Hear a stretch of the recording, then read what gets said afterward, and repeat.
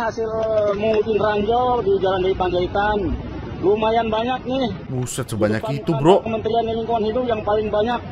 Di depan kantor Kementerian Lingkungan Hidup. Tolong diingat ya, kantor Kementerian Lingkungan Hidup. Habis ini saya langsung akan panggil Kepala BPN dengan beberapa pejabat, kita akan diskusikan. Udah gitu aja, kenapa harus dicabut ininya? Kan ini kebebasan pers. Rame dong. Viral based policy. Dan akhirnya ID-nya dikembalikan. Ya, lagu lama kaset kusut. Kalau nggak rame nggak diusut. Ya, bagus. Laporlah ke pihak kepolisian. Keluarlah tweet ini. Sorry to say, mohon maaf lahir dan batin nih, tapi bahasa Inggris lagi. The police in Indonesia are really useless.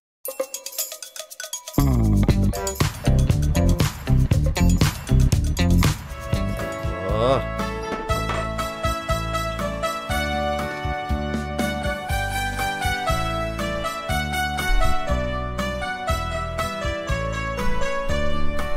Berpasangan,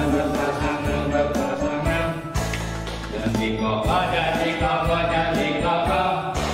Saling cinta, saling hormat, saling jaga, saling ridho. Musyawarah untuk sakinah. Berpasangan. Saling kokoh, jadi kokoh.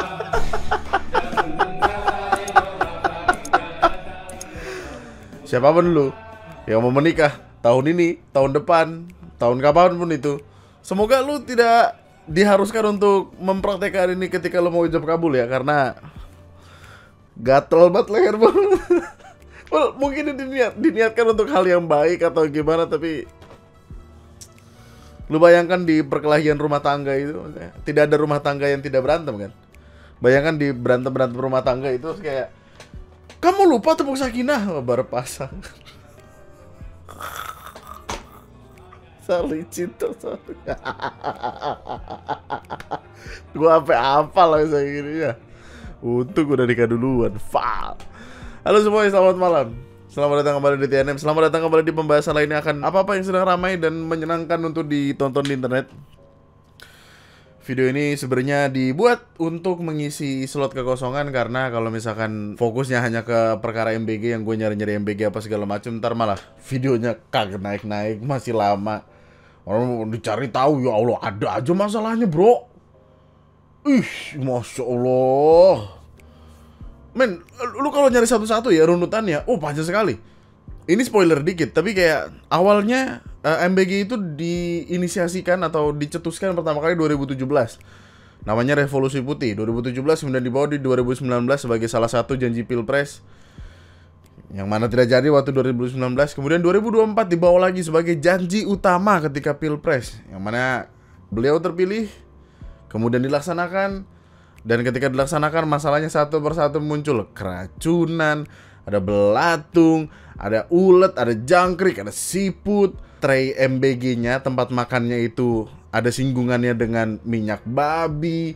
Pejabat katanya punya tempat untuk memasak makanannya, punya dapur MBG-nya. Jadi kayak pada akhirnya ini mah dari pejabat untuk pejabat juga gitu.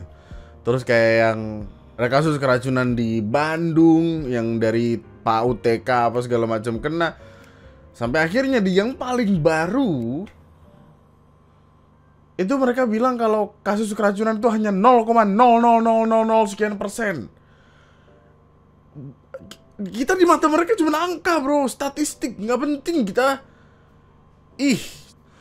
Kita untuk sementara akan melihat tentang apa-apa yang sedang ramai di internet. Kita akan mulai dengan ini tentu saja. 10,7 juta warga Republik Indonesia berebut cari kerja tiap tahun. Kemenaker atau Kementerian Ketenagakerjaan ngomong kalau soft skill mereka masih kurang. Sebuah badan kementerian yang tugasnya mengurusi perkara pekerjaan dan lain sebagainya, tiba-tiba hadir dengan ya menyalahkan rakyatnya. Yang mana sebenarnya nggak yang 100% salah juga sih. Cuman kenapa kalimat ini dikeluarkan itu loh yang orang sesalkan. Kurang lebihnya artikelnya ngomong gini. Ia mengatakan masih ada sejumlah tantangan pasar kerja Indonesia lainnya saat ini selain pertumbuhan tenaga kerja baru yang besar per tahunnya dan angka pengangguran tinggi. Mismatch kompetensi seperti soft skill yang kurang walaupun kualifikasi pendidikannya cocok, rendahnya kualitas tenaga kerja di mana lulusan SMP ke bawah masih tinggi, perkembangan teknologi mencakup digitalisasi, AI, industri 4.0, hingga perubahan pasar kerja, dampak ekonomi global, dan transisi ekonomi hijau. Gue nggak tahu apa yang Bapak ini omongin sebenarnya, karena seperti tidak dijelaskan untuk bayi, untuk masyarakat yang awam. Tapi maksudnya, sepertinya ini bisa diselesaikan dari pemerintah itu sendiri. Maksudnya, iya nggak sih? Kayak perkara soft skill, kasih tempatnya untuk belajar kayak semacam bootcamp gitu. Rendahnya kualitas tenaga kerja di mana lulusan SMP ke bawah masih tinggi, ya artinya pendidikan dibenerin instead of makan siang. Maksudnya kan pada akhirnya mereka yang bisa selesaikan juga gitu. Perkembangan teknologi mencakup digitalisasi, ya 4G aja masih setengah-setengah loh. Gua menggunakan internet dari provider BUMN kita. Di WiFi tersebut, di internet service provider tersebut ada 4G dan 5G. Apakah 5G-nya bekerja sebagaimana 5G pada umumnya? Tidak. Nah, sama aja. Cuman gimmick-gimmick nama doang. Dan kita lagi bicara di Bekasi. Enggak kayak Jakarta, tapi Bekasi kan kota. Maksudnya 5G aja di sini kagak berasa. Ketutupan rumah dikit sinyal hilang gua. Kesel banget gua. Dan kalau misalkan yang disalahkan soft skill, come on man. Masalahnya bukan soft skillnya, masalahnya itu ada di syarat masuk kerjanya. Rata-rata orang fresh graduate nih, tapi yang dicari minimal pengalaman 3 tahun, 2 tahun. Lah gimana sih Ustaz? Dan kita tuh belum waktunya untuk ngomongin soft skill loh. Ustaz, lah berapa banyak dari lu yang soft skill lu punya, lu pinter, lu ngerti apa yang harus dikerjakan di pekerjaan ini, tapi lu kalah sama ordal, ya. Dan itu nggak di titik terkecil kayak karyawan swasta loh, men. Di titik terjauhnya seperti menjadi pejabat pun demikian. Dan diperlihatkannya terang-terangan. Udah nggak diumpet-umpetin lagi. Ini ada keributan antara Fedi Nuril sama Hasan Nasbi. Ini dia karena dia ngomong ini kayak presiden memecah langit New York, menghujamkan petir ke gedung PBB agar pemimpin-pemimpin dunia masih tertidur, terbangun dan siuman. Wah, apa segala macem bla bla bla. Diomongin sama Fedi Nuril, penjilat kalau muji emang suka lebay. Apanya yang mecah langit? Nah, gitu-gitu kan. Nah, ini hubungannya sama Israel. Ini panjang sekali tapi if you know lah. Sampai akhirnya keluar kalimat ini. Hehe, mohon maaf saya luruskan sedikit soal jilat menjilat ya. Yang saya jilat menang dan berkuasa. Yang Anda jilat kalah dan gak berkuasa. Sekedar jadi penjilat pun Anda kurang kompeten. Tapi biasa itu. Yang kurang marah-marah sama yang lebih itu wajar. Maksud gua, bro, ini yo, Nono, abang Nono, taro HP-nya udah taro. Sentuh rumput, jalan ngelangkah apa kayak maksudnya. Dia adalah orang yang sama yang waktu itu ngejokes tentang kepala babi yang dikirimin ke Tempo loh. Kalau lu lupa, oh dikirimin kepala babi, dimasak aja. Ini Doski. Yang begini-gini dicontohin dari yang di atas bro. Dari yang pejabat-pejabat gitu. Masa sih? Nggak jauh-jauh. Bener kan, 1 hari 1 blunder pejabat tuh bener bro. Jadi penjilat kok bangga. Minimal punya malu. Nggak ditutup-tutupin lagi. Bener-bener kayak ya udah. Ya.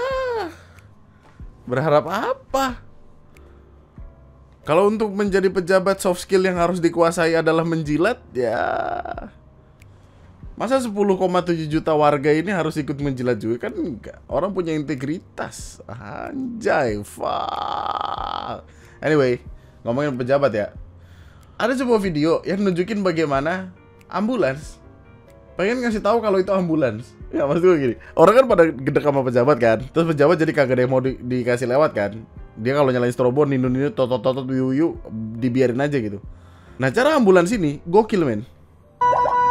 Selamat sore Pak, mohon izin dikosongkan jalur tengahnya, dirapatkan ke sebelah kanan dan sebelah kiri Pak. Ini mobil ambulan bukan mobil pejabat. Anjay, ini mobil ambulans bukan mobil pejabat. Let's go. Itu dia bro. Jadi seolah-olah kayak kita semua sadar kalau mobil pejabat biarin aja gitu. Dan mungkin ini cara terbaiknya ya, untuk menghindari miskomunikasi di tengah-tengah kayak, itu pejabat apa ambulans gitu. Nah, ambulans harus, ini ambulans tolong ya, ambulans ini bukan mobil pejabat gitu, mobil damkar. Ini mobil damkar bukan mobil pejabat. Mobil pejabat mah ya udah ya. Ntar juga gue sirap aja. Nah, terus ada pertanyaan. Tapi kalau misalkan di dalam ambulans ini adalah pejabat gimana? Ya. Selamat malam kawan-kawan, gimana kabarnya? Sehat? Sehat ya. Oke, jadi gini. Ada cerita datang dari sebuah mitologi kuno yang gua kira udah nggak ada tapi ternyata masih ada. Jadi gini.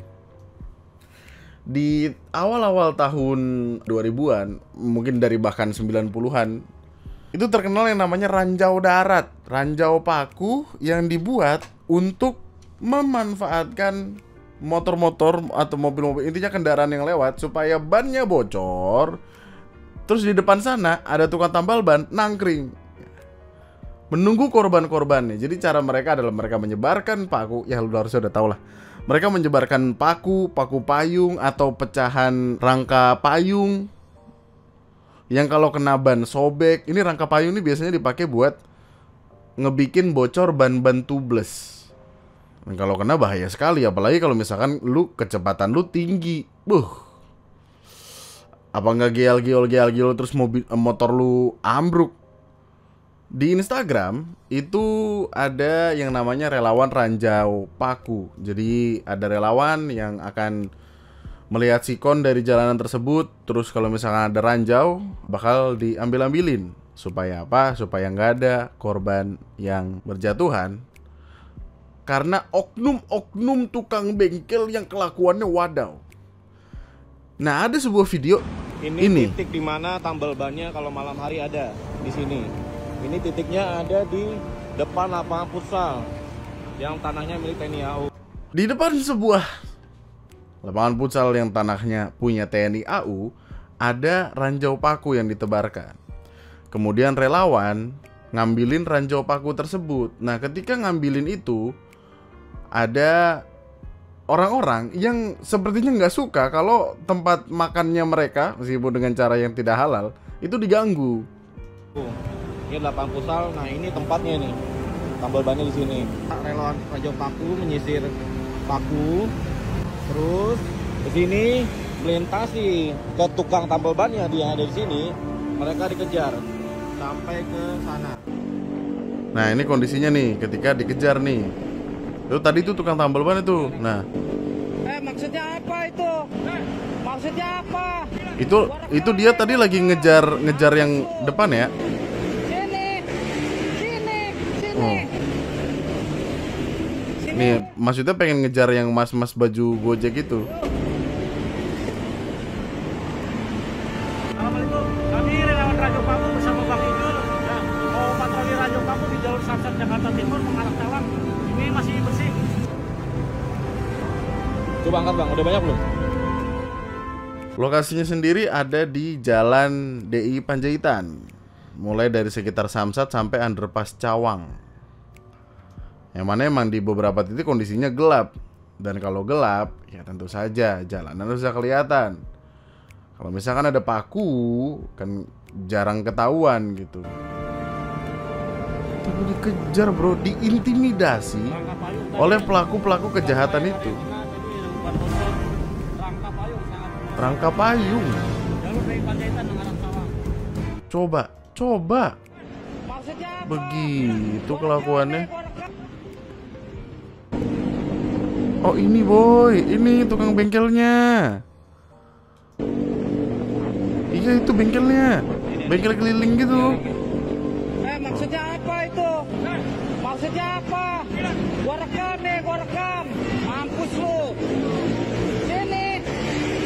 Harusnya ya, bisa nggak sih ditangkap? Harusnya loh. Ada penyisiran atau apa? Men dia kan bawa gerobak anyway ya. Susah kalau mau kabur, paling nggak gerobaknya ditinggal. Kan rugi mereka. Kalau misalkan ditangkap 3-4 kali juga lama-lama, males gue balik lagi, ntar ditangkap lagi gitu kan. Orang-orang ini itu biasanya ada di titik-titik rawan, kayak di Cawang, di Panjaitan ini, Selipi, pokoknya di jalan-jalan yang sekiranya banyak orang-orang lewatnya. Dari info yang gua temukan, biasanya itu ada di tempat gelap, ada di kiri-kiri jalan, bisa di tengah juga mungkin karena kan dia mungkin terbang-terbang atau apa. Tapi kalau di kanan gimana? Kalau kondisinya lagi ngebut terus tiba-tiba bannya moro-moro kempesnya yang langsung bes gitu terus kayak oleng jatuh, ada mobil, iya amit-amit. Jadi pembunuh orang-orang ini kalau misalkan ada orang kecelakaan dan meninggal. Tapi mereka peduli apa? Ya mereka peduli ini cuman nyebar paku, ada ban bocor, mereka sosokan nambel. Dan nambelnya pun biasanya ditembak harganya. Nambel ban berapa sih sekarang biasanya? 20-25 gitu kan? Mereka bisa nembak yang kayak 50.000, 80.000, harga yang cukup gila memang. Dan begitulah adanya. Ya penjahat. Ini tuh sebenarnya hitungannya udah tindak kejahatan. Ya karena kan melakukan upaya untuk mencederai orang lain. Di negara-negara lain, nih gue kan nyari historisnya ya. Maksudnya di negara lain ada nggak kayak gini? Di negara lain sebenarnya juga ada, di Asia Tenggara khususnya ada, Thailand, Filipina, Vietnam juga ada. Bedanya, ada catatan. Bedanya di negara-negara itu kasus lebih jarang diberitakan karena cepat ditindak. Ya, di sini kan juga cepat kan, maksudnya. Yang sebenarnya dirugikan dari kasus ini adalah pertama, orang yang melintas tentu saja, karena ini kendaraannya mereka bisa rusak, bisa tiba-tiba ditembak harganya. Mau pulang cepat ke rumah, udah buru-buru, tapi tiba-tiba bannya bocor, harus nunggu lama, buang-buang waktu. Selain itu, tukang tambal ban yang beneran, bengkel yang beneran, itu juga pasti akan kena. Karena apa? Karena gara-gara mereka, citra mereka jadi jelek. Kalau misalkan lu bocor di sini, di depan lu ada tukang tambal ban, lu curiga gak? Curiga kan? Curiga pasti kayak, kok bisa begini? Apakah kebetulan kan gitu? Men, ini tuh udah puluhan tahun men ada di sini men. Di Indonesia ini tuh udah bukan kemarin sore doang gitu, dan ya metodenya tipikal metode gitu, ngasih penyakit terus mereka datang dengan antidot kayak obatnya di sini ya gitu. Tampol aja. Udah banyak sih ditek-tekin kayak gini ya, cuman ya semoga bertindak dan buru-buru ditangkep. Terus keplak-pelakin palanya, kakinya coba tancepin pakai paku payung, mampus ya. Terus juga kalau misalkan lu somehow kejebak dalam kondisi ini, kayak lu lagi jalan tiba-tiba ban lu kempes, ban lu bocor, terus nggak jauh dari situ ada tukang tambal ban, jangan nambel situ, nambel jauhan dikit. Dengan semua resiko yang ada sih memang kayak lu harus dorong lah, atau kayak kalau lu paksa jalan ban lu, pelek lu mungkin akan kena. Tapi negative thinkingnya fuck ya. Ngeselin banget lu. Nih kalau lu pengen lihat kayak bentukannya, ini yang ranjau rangka payung. Ini masih sama ranjau rangka payung. Ini hasil mengutin ranjau di Jalan Dari Panjaitan. Lumayan banyak nih. Buset, sebanyak di depan itu, kantor bro. Kementerian Lingkungan Hidup yang paling banyak. Di depan kantor Kementerian Lingkungan Hidup. Tolong diingat ya, kantor Kementerian Lingkungan Hidup.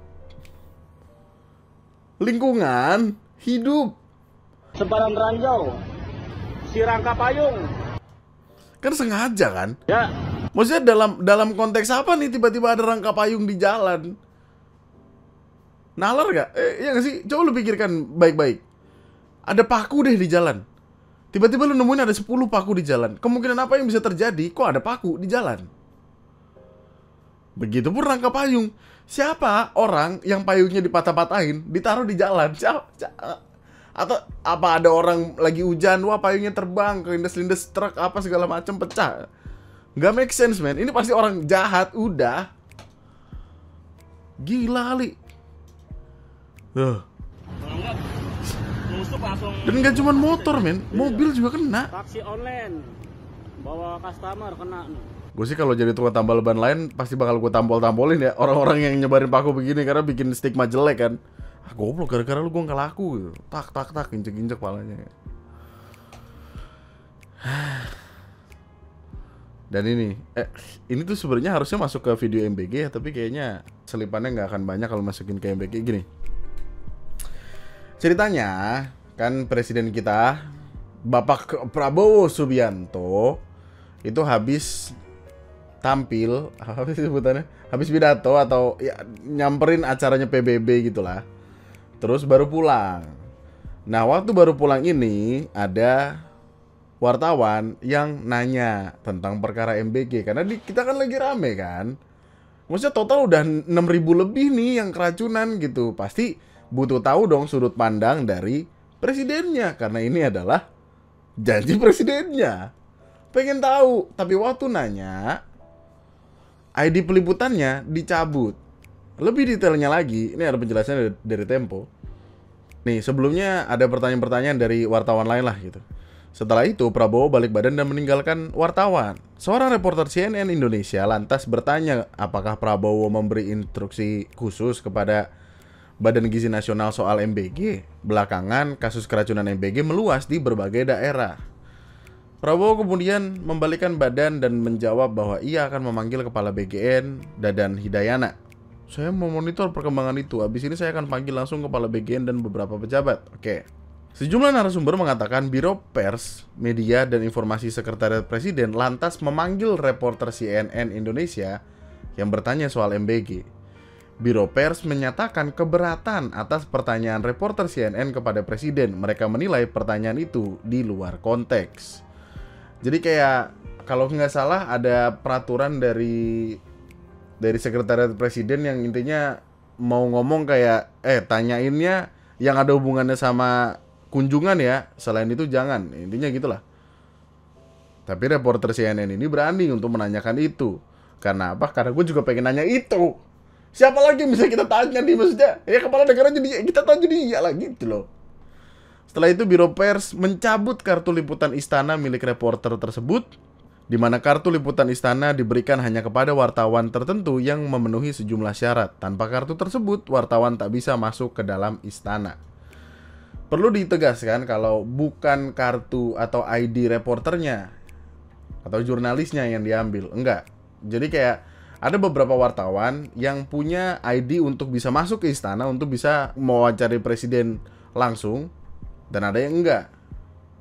Nah, untuk mendapatkan ID itu ya ada syarat-syaratnya dan segala macamnya. Jadi ID itulah yang dicabut. Jadi kayak reporter CNN ini tetap jadi jurnalis, tetap jadi reporter. Cuman bedanya nggak bisa wawancarain presiden lagi di istana. Udah sesimpel itu. Tapi kan artinya ini seperti ada orang di internet menyebut ini dengan pembungkaman. Nah, disitulah perkaranya ramai karena ini cuma orang bertanya. Karena kita tidak tahu mau nanya ke siapa lagi kalau bukan ke presidennya. Akhirnya setelah itu Ketua Umum Ikatan Jurnalis Televisi Indonesia mengaku pihaknya telah mendapat laporan masalah ini dan sedang berkomunikasi dengan semua pihak. Diomongin sama banyak orang. Intinya deh, love you. Pulang dari luar negeri, Presiden diwawancarai di Bandara Halim. Istana larang wartawan nanya hal di luar tentang kunjungan. Wartawan CNN nanya apa Presiden ada instruksi khusus ke BGN. Karena kasus MBG makin meluas, kemudian Istana cabut kartu liputan wartawan tersebut. Ya, ini WhatsApp-WhatsAppannya. Selamat malam kakak-kakak. Per malam ini saya bukan wartawan istana lagi karena ID card saya sudah diambil oleh Biro Pers karena saya dinilai bertanya di luar konteks acara. Oleh karena itu saya izin leave grup ini. Terima kasih banyak, sampai bertemu di liputan lain. Diana Valencia, jurnalis CNN Indonesia. Gua sih nggak tahu ya aturan ini apakah saklek atau enggak gitu. Tapi kayaknya enggak deh. Maksudnya kenapa specifically hanya tentang itu? Hanya tentang kunjungan aja. Kan gue juga pengen tahu ini sudut pandang presiden gimana apa segala macam. Ya mumpung ada nih. Kenapa? Oke, terima kasih ya. Bergizi gratis, Pak Prabowo ada instruksi khusus nggak Pak untuk BGN Pak? Soal makan bergizi gratis ada instruksi khusus nggak Pak? Ya jadi begini, saya baru dari luar negeri 7 hari, saya monitor ada perkembangan itu. Habis ini saya langsung akan panggil Kepala BGN, dengan beberapa pejabat kita akan diskusikan. Udah gitu aja, kenapa harus dicabut ininya? Kan ini kebebasan pers. Rame dong. Viral based policy. Dan akhirnya ID-nya dikembalikan. Ya, lagu lama kaset kusut. Kalau nggak rame nggak diusut. Ya, bagus. Kami sampaikan bahwa ID yang diambil oleh BPMI adalah ID khusus istana. Jadi ID wartawan khusus istana. ID khusus istana itu pun akan dikembalikan ke yang bersangkutan disaksikan pemimpin redaksi yang langsung kami serahkan. Ya. Pihak Biro Pers juga menyampaikan permintaan maaf atas insiden penarikan kartu tersebut. Mereka menegaskan kejadian serupa tidak akan terulang di masa mendatang. Iya. Iya, baik. Oke, baik. Ini sebenarnya ada videonya tau. Mana ya videonya? Oh, ini.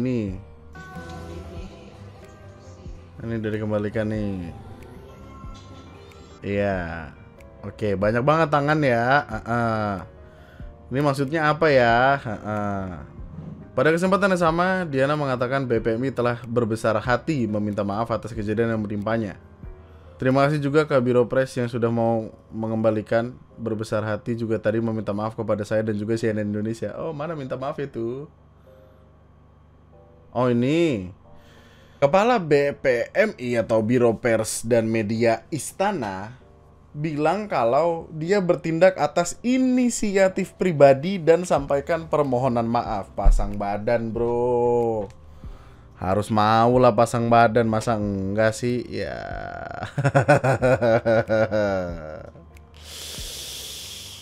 Aduh. Apa sih? Lu repot banget dah. Maksudnya daripada lu repot-repot kayak gini, inisiatif-inisiatif itu nggak usah dilakuin nggak sih? Masa nggak kepikiran kalau itu adalah sesuatu yang bisa memancing amarah publik? Masa sih? Harusnya kepikiran nggak sih kayak, aduh gua kalau kayak gini ntar diomelin orang-orang nggak sih? Gitu. Kalau pers nggak boleh ngomong, gimana rakyat? Waduh, nggak, udah dibalikin guys, dia udah minta maaf guys, ya udahlah. Yuk, mari lanjut. Tolong diingat, saya hanya akan membacakan tweet yang bersangkutan. Ceritanya, ada orang Thailand, HP-nya dicopet di Indonesia. Kita akan mengikuti perjalanan orang Thailand ini di Indonesia ketika melapor ke pihak yang berwajib. Oke, perjalanannya aja bro, gue mah nggak akan yang ngomong gimana-gimana gue.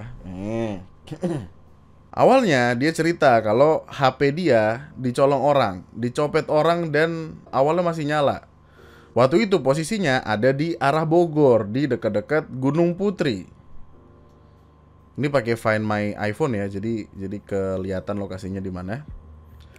Di Gunung Putri.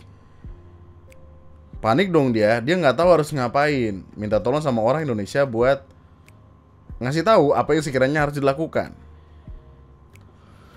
Gue tahu kalau ini di Bogor. Bisa nggak kawan-kawan di Indonesia yang ada di sekitaran tempat itu nelpon polisi? Gue tahu polisi mungkin nggak enak ngomongnya bro, pakai bahasa Inggris. I know the police might be useless, tapi apalagi yang bisa gue lakuin? Gue nggak tahu mau ngapain. Intinya gitu, kebingungan lah. Akhirnya laporlah ke pihak kepolisian. Keluarlah tweet ini. Sorry to say, mohon maaf lahir dan batin nih, tapi bahasa Inggris lagi. The police in Indonesia are really useless. Nah, tidak akan ada translate-nya itu. Gue udah ada di kantor polisi ini udah sejam, tapi nggak ada satupun yang ngedatengin buat ngomong sama gue. Bahkan ada salah satu polisi di dekat gue yang cuman nontonin film dengan tenang. What the hell? Waktu dilihat lagi nonton YouTube. YouTube lebih dari TV boom, lebih dari Netflix. YouTube aja, gue juga nggak tahu ini lagi nonton apa. Gue penasaran banget sumpah. Ini sebenarnya apa sih yang lagi ditonton? Pengen tahu gue. Oke. Lu liatin komen-komennya ya. Terima kasih sudah speak up. Yes, our police. One thing that you don't understand, Police here like a vending machine. If you don't put coin inside, nothing will come out. Nanti boleh kasih begini-beginian. Oke. Kita ke kantor mereka gak boleh pakai sendal. Mereka buka sepatu kayak di rumah nenek. Oke. Well, setelah tweet ini dia minta maaf sih. Dan dia berani ngomong ini kayak karena dia di Thailand. Dia nggak ada urusan sama yang terjadi di sini, Ustaz. Di tweet selanjutnya dia minta maaf. Gue pengen minta maaf buat kawan-kawan yang ada di Indonesia karena mungkin udah make kata-kata yang nggak baik tentang polisi di negeri ini, tentang sistem kepolisian di negeri ini. Akan tetapi, gua nggak bohong, hari Sabtu sampai jam 1 pagi hari Minggu, gue di sana selama 2 jam. Mereka nanya apa gua tahu Apple ID passwordnya. Iya tahu, tapi ini harus diverifikasi lewat HP Apple yang lain, iPhone yang lain, tapi nggak bisa diakses. Dan HP yang lain mati. Mereka nggak punya ide lain untuk ngebantuin, bahkan nggak ngasih saran buat ngebikin laporan kepolisian. Sampai akhirnya kemarin dia ngabisin 1,5 jam, but no police officer ngomong sama dia sama sekali, selain korban lain yang datang ke sana untuk ngebikin laporan juga. Si korban lain ini, orang random yang dia temuin karena pengen lapor juga ini, berusaha untuk nge-translate apa yang orang Thailand ini omongin ke siapapun yang ada di kantor itu. Tapi mungkin karena the police couldn't even speak English, nggak bisa ngomong bahasa Inggris. Cuman intinya dia nggak ngelihat adanya kemauan untuk ngebantu sama sekali. Wow.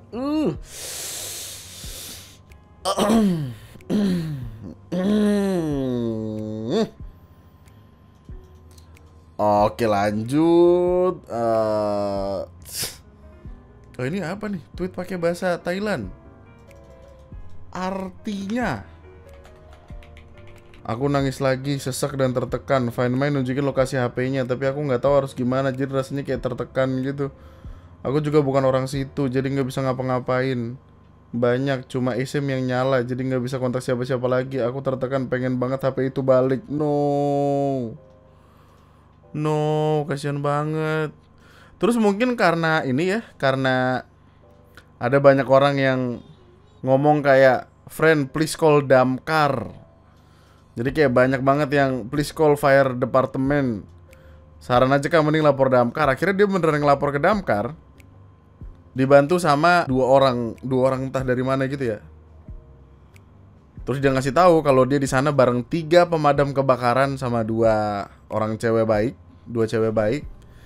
Terus setelah dicari tahu ternyata lokasi ini itu kayaknya di restoran. Mungkin malingnya tuh nyampe ke sana makan atau apa, terus sempat ngidupin HP-nya.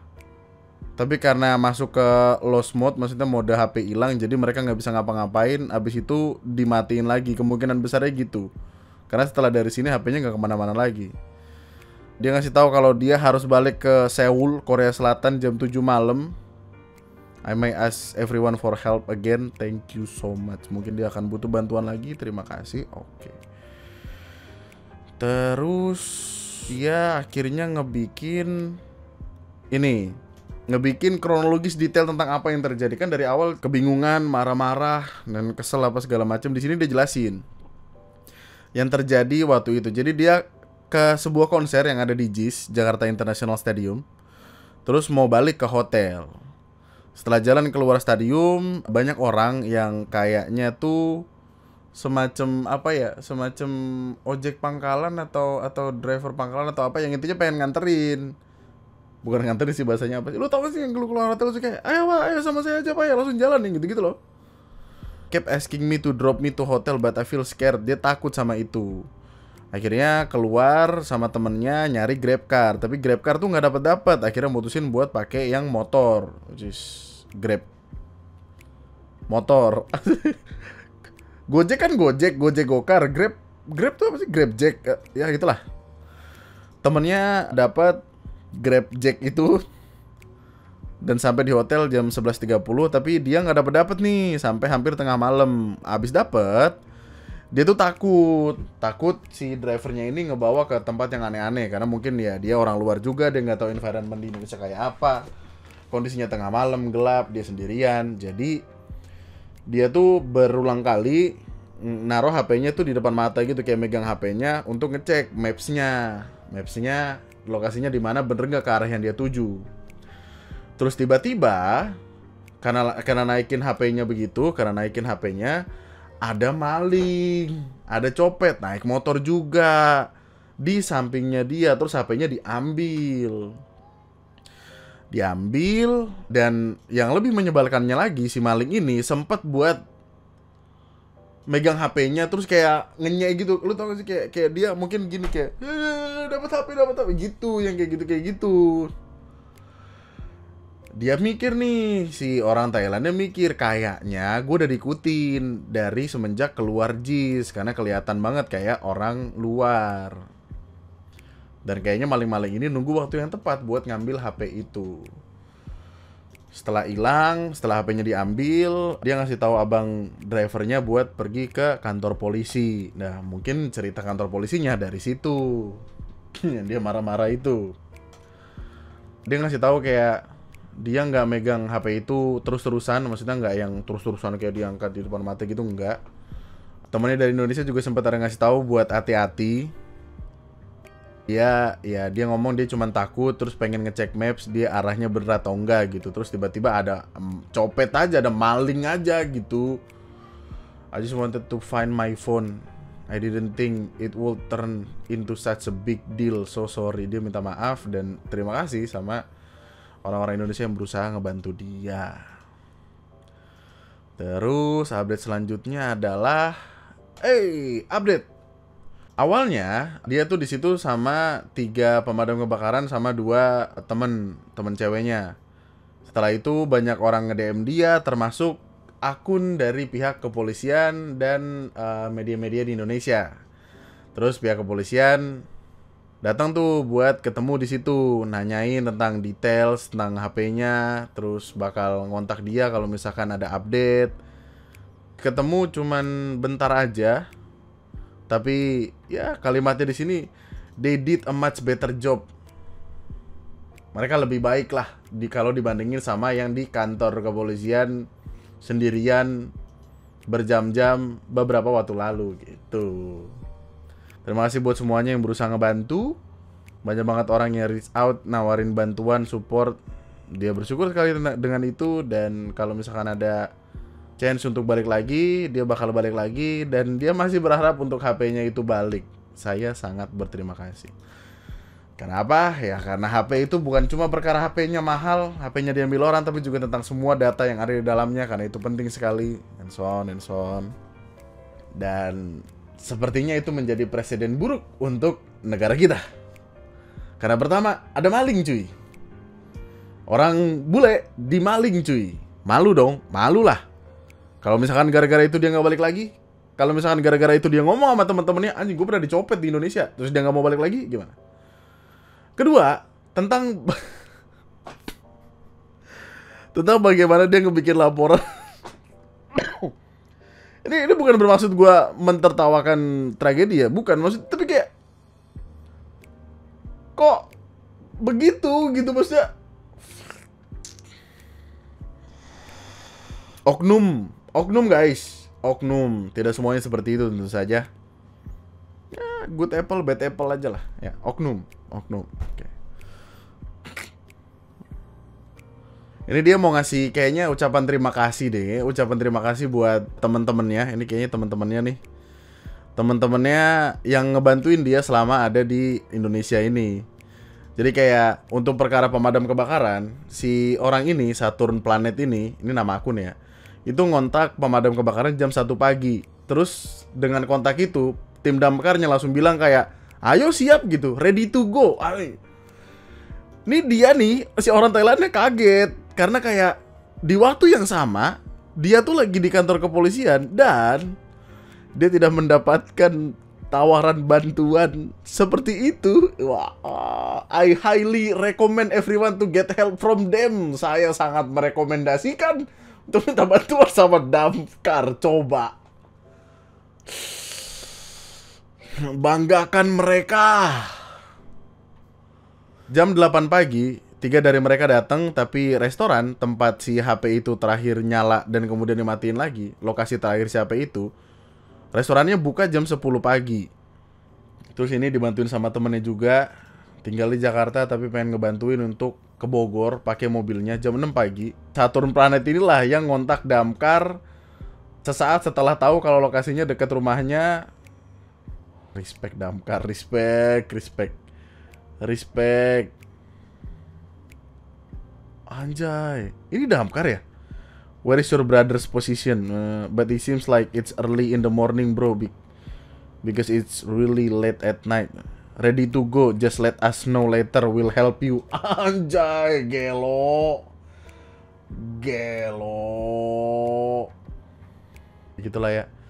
Tapi sayangnya sampai akhirnya dia terbang ke Seoul, ke Korea Selatan itu, HP-nya belum ada kabar untuk balik. Misalnya. Ya, begitulah ya. Gimana nih, gue juga bingung ngejelasinnya ke lu nih, tapi ya begitulah ya. Nah, saya hanya membacakan tweetnya dia loh, dengan bumbu tipis-tipis, tapi ya udahlah ya. Ya oke lah. Aduh, sedihnya. Intinya deh, love you man. Orang luar nonton konser di Indo, HP-nya dijambret, cek lokasi HP udah di Bogor, lapor polisi. Di kantor polisi udah sejam gak ada yang layanin, bahkan salah satu polisi terlihat asik nonton. Banyak yang reply, lapor damkar aja. Akhirnya bareng damkar ke lokasi HP-nya. Update, setelah post di Twitter dan rame, banyak yang DM TS, termasuk akun polisi. Awalnya datang bareng 3 anggota damkar dan 2 orang baik yang bantuin, lalu polisi juga datang dan nanyain detail HP-nya. Bilang kalau ketemu akan dikabarin. TS berterima kasih. Udah itu aja. Let's go damkar, let's go damkar. Ya, dan beritanya rame, menimbulkan banyak sekali omongan-omongan di internet, di Twitter, di Instagram, dan ya mungkin bisa untuk di-upgrade lagi ya ke depannya ya. Oh, ini ada translate bahasa Indonesianya, ya capek banget ya. Mungkin mulai belajar ini bahasa Inggris di ILPI. Inggris lancar pisan. Nah, EF English fasih ya. Yuk lanjutkan.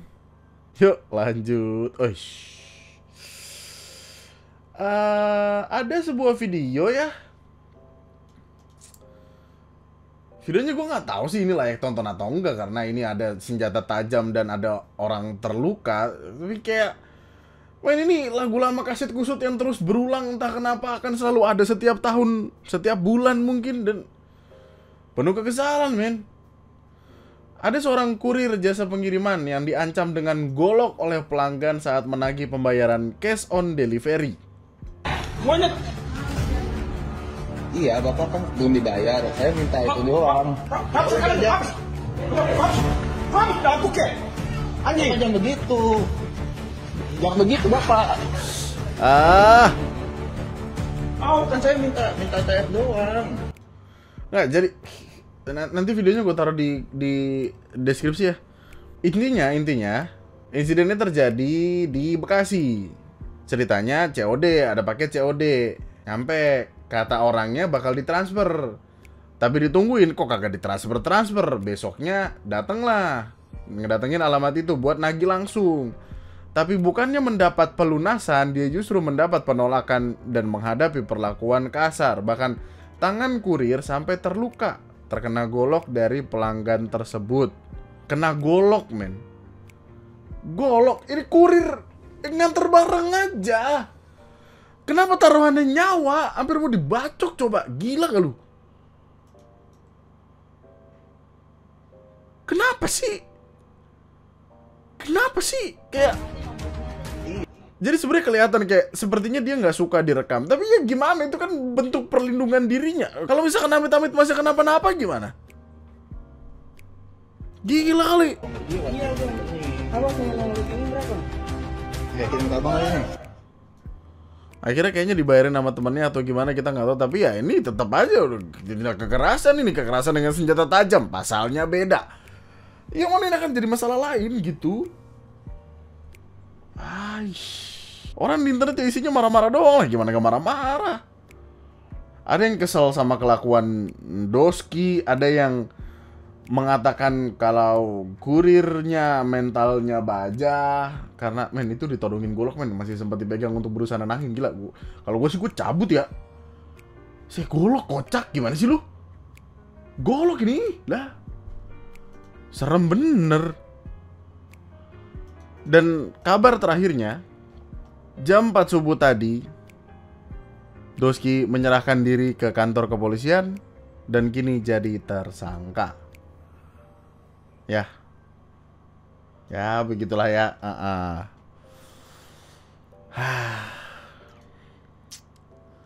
Kapan ya perkara-perkara gini udah selesai itu, Mas? 2019 ya sih? Dapat 2020.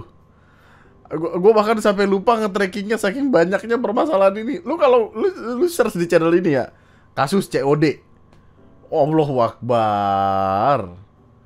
Sejam sendiri, lebih malah itu bahasannya, cuman ngeliatin orang-orang kagak danta dengan semua masalah di kepalanya kayak capek banget, bro. Mari ayo sama-sama teman-teman kita tingkatkan intelijensitas kita ya. Sel-sel di otak. Ada capek banget ya Allah. Ya, dan sepertinya sampai situ aja dulu ya.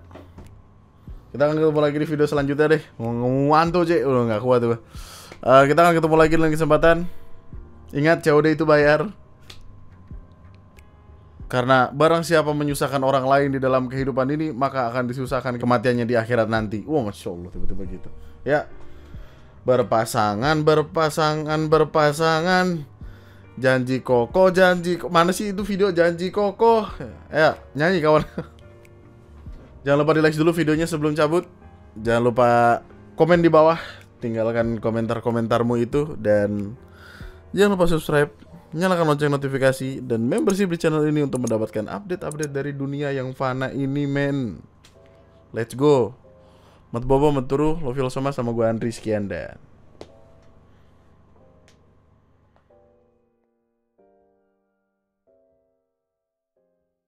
untuk kawan-kawanku yang menggunakan iPhone, saran saya untuk menghindari HP hilang dan agar lu bisa menemukan HP itu kembali, caranya adalah pertama gunakan eSIM.